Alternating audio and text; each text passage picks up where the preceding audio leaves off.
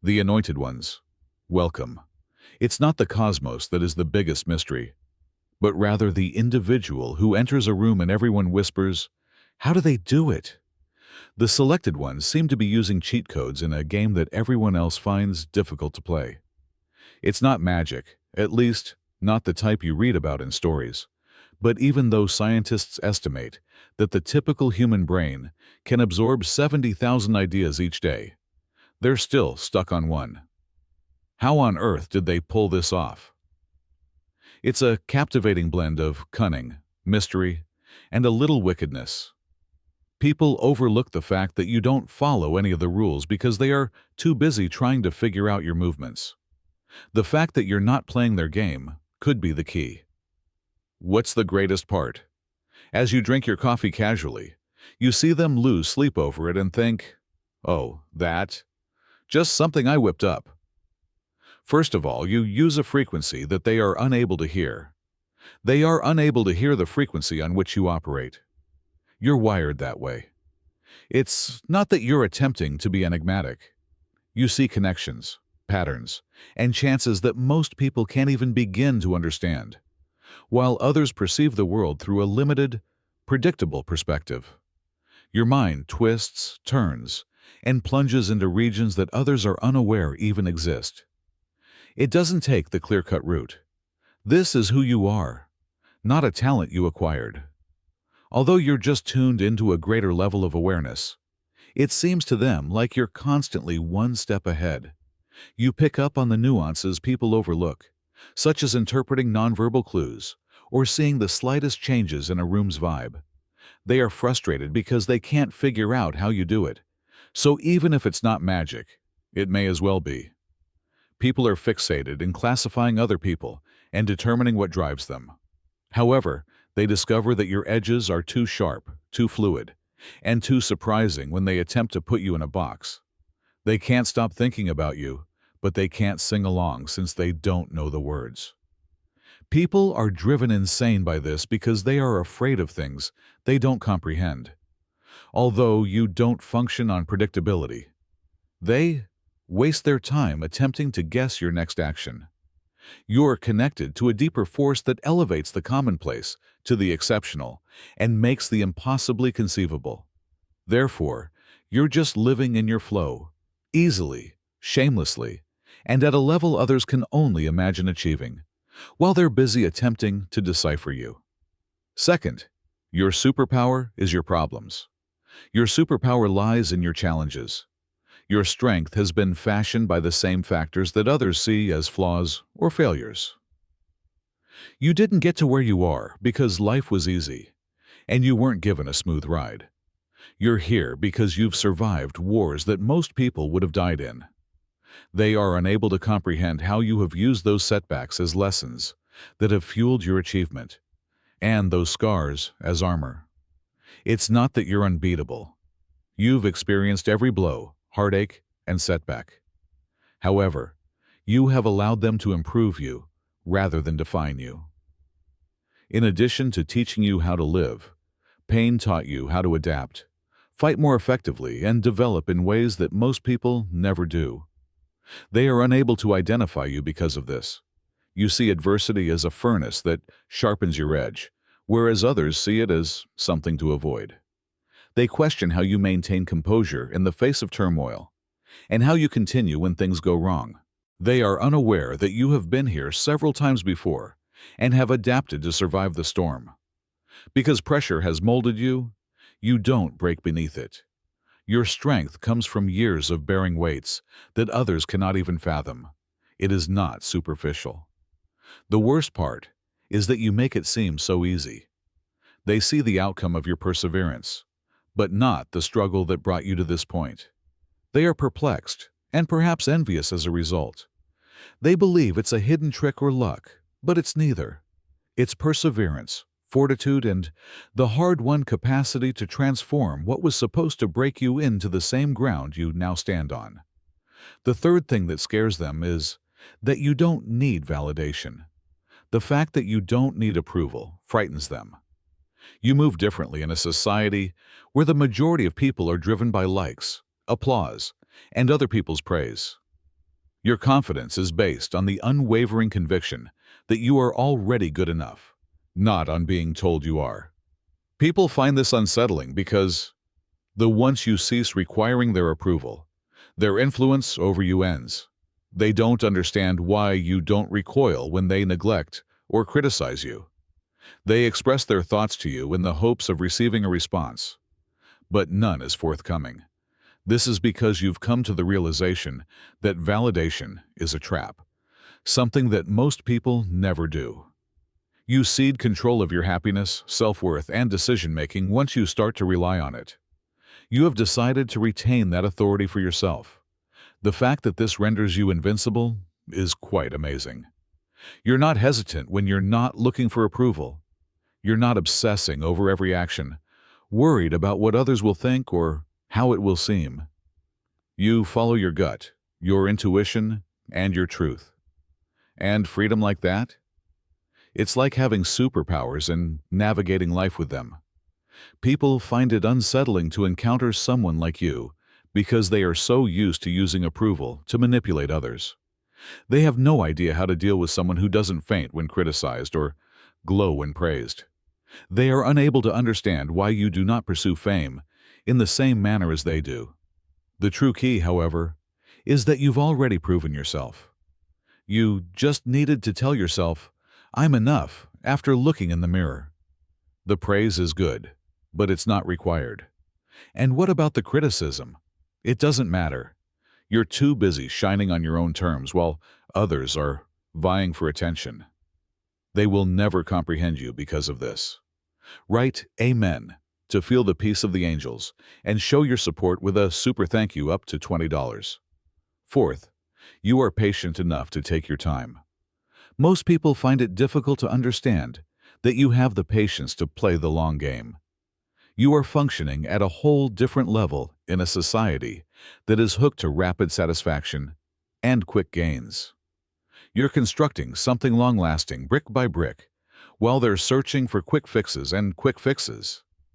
They didn't witness the silent effort you performed behind the scenes, but to them, you seem to have simply sprung up out of nowhere, fully developed and successful. This requires strategy in addition to patience. You don't make snap decisions or allow fleeting distractions to cloud your judgment.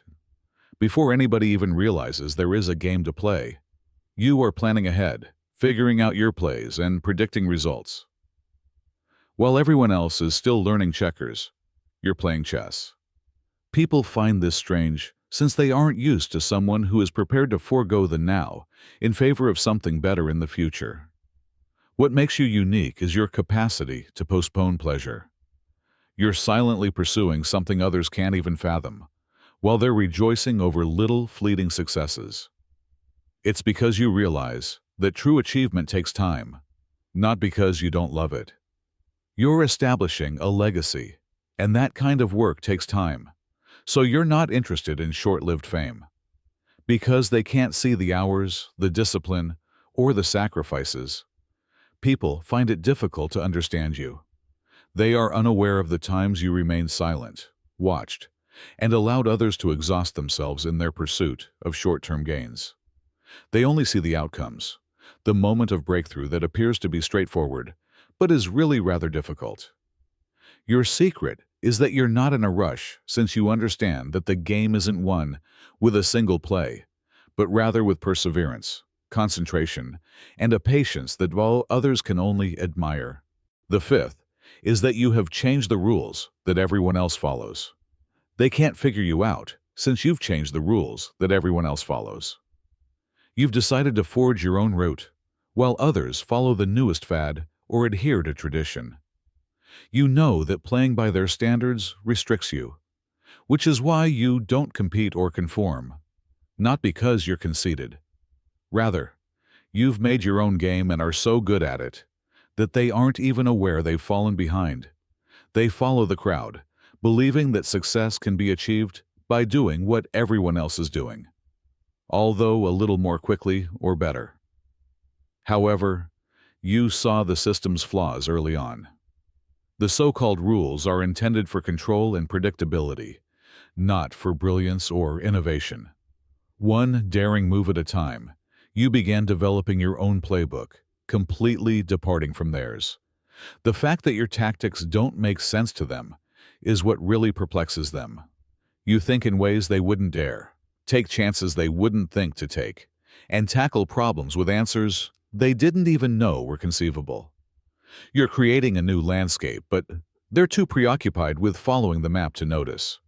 And you're already planning your next move, while they're baffled and wondering how you've succeeded without their consent or their blueprint. They see your accomplishment as foreign as it deviates from their ideal of how things ought to be carried out. They fail to understand that the one guideline you have is to stick to your vision, no matter how outlandish it may sound. It's too late by the time they attempt to imitate you. You're playing a game they can't even comprehend, and you've gotten beyond them. Sixth, you use chaos to your advantage, rather than only surviving it. What makes you unique is that you take advantage of turmoil, rather than just surviving it. You go into overdrive as the world begins to come apart, while everyone else freezes, crumbles, or panics. You see chaos as raw material that can be shaped, controlled, and eventually used to your benefit. But others perceive it as a danger. People are perplexed by this skill, since most of them are immobilized by the same circumstances that trigger your most acute intuition. You've been through chaos before, and instead of fleeing, you've learned to confront the storm head-on. Every crisis has an opportunity lurking just under the surface, as you are aware. You maintain your composure, attention, and emotional control, while others are too preoccupied by the cacophony to notice it. You can take actions that others wouldn't even think to do because of this clarity. It's all about thinking, not magic or luck. You've taught yourself to remain composed when things don't go as planned, to adjust when things don't go as planned, and to start again when everything seems hopeless. Chaos is your playground, not your adversary.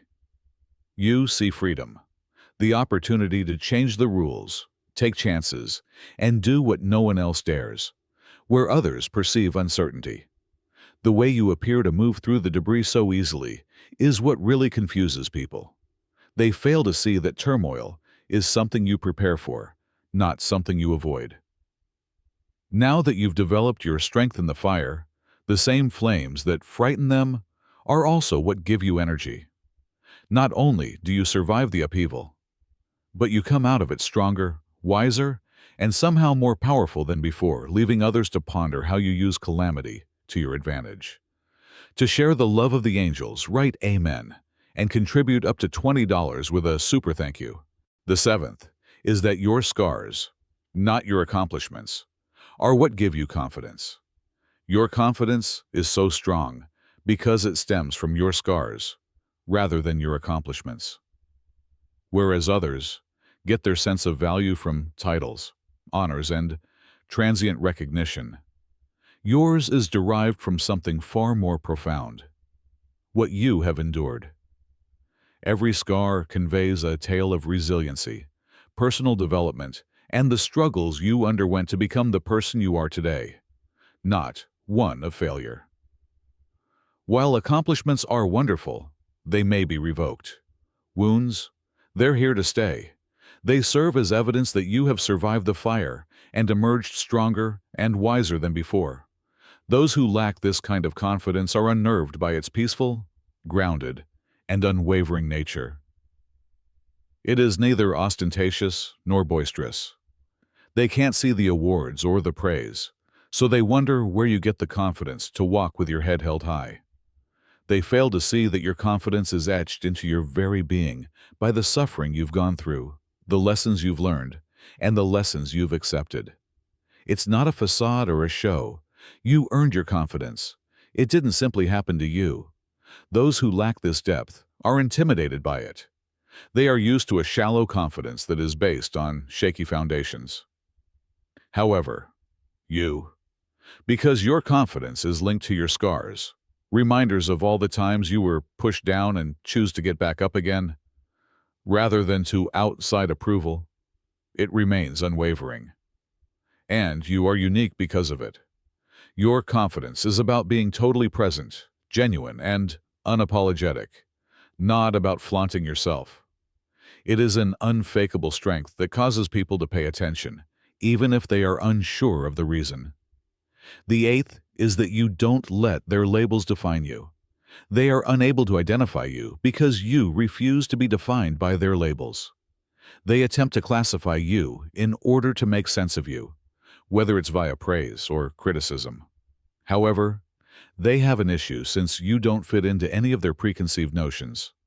They are unable to understand that you have based your identity on an intangible quality, your own unwavering sense of self.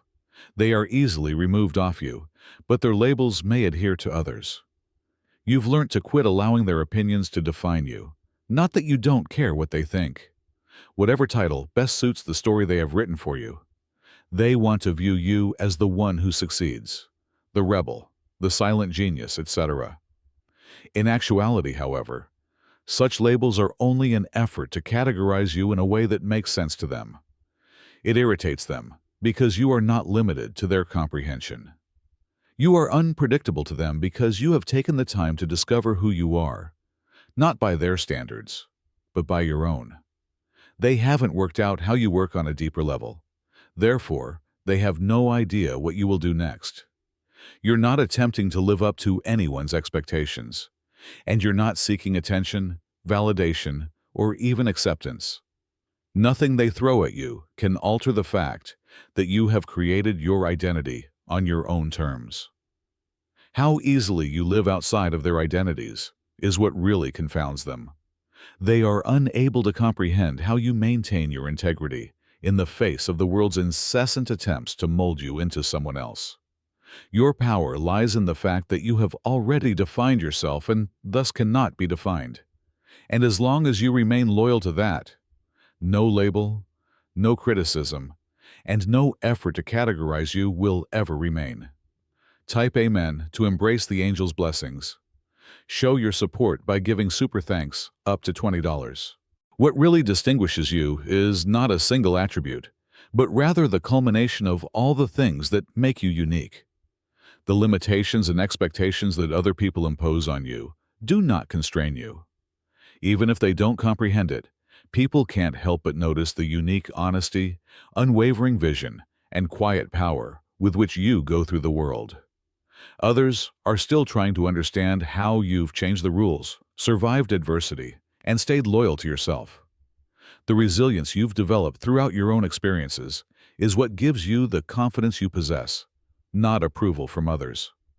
People are attracted to you because you make them reevaluate their own decisions, comfort levels, and potential by challenging the fundamental pillars upon which they are built. They are forced to face what they have been avoiding by your alluring and enigmatic presence. In actuality, however, you don't need their comprehension of who you are. You are unstoppable because your path is about writing your own story, not trying to fit into theirs. Allow people to speculate, attempt to categorize you, place you in a box, or try to find out how you manage to do it. They will come to understand one thing the more they try. You are not here to be understood by them. Rather, you are here to demonstrate that it is possible to live above their expectations, to transcend their limitations, and to navigate life with grace, purpose, and a vision too big for them to comprehend. Your path is exclusively yours, and it was always intended to be that way. No one else can do it as well as you, so keep walking it. You obviously appreciate depth, sincerity, and the type of thinking that makes you stand out from the crowd if you've read this far. This is the place for you if you're prepared to go further into these profound thoughts, learn more about your own unrealized potential, and develop the ability to live life on your own terms. Don't pass up more life-changing material that may improve your path and motivate you to overcome obstacles. The next phase of your personal development begins right now, so click the subscribe button.